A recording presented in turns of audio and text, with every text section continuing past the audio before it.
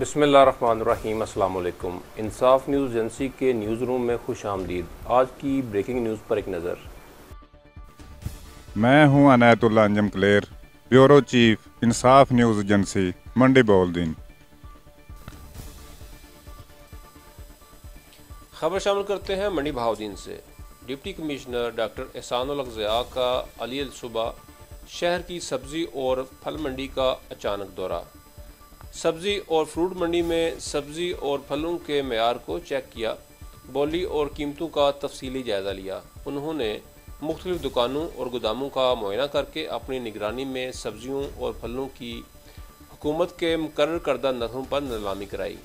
उन्होंने खरीदारी के लिए आने वाले दुकानदारों और सार्फिन से अशिया की कीमतों और क्वालिटी से मुतल्लिक़ इस्तफसार भी किया, जिस पर वहाँ मौजूद सार्फिन ने अपने इत्मीनान का इजहार किया। इस मौके पर डिप्टी कमिश्नर ने कहा कि वज़ीर आला पंजाब सरदार उस्मान बुज़दार की हदायत पर सब्ज़ियों और फलों की कीमतों को अवामुन्नास को बराह रास्त रिलीफ पहुँचाने के लिए मंडी में नीलामी के अमल की मुसलसल मॉनिटरिंग और कीमतों में इस्तेहकाम को बरकरार रख कर मुकर्रर करदा नरखों पर अमल दरामद करवाया जा रहा है, जिसके समरात आवाम तक पहुँच रहे हैं।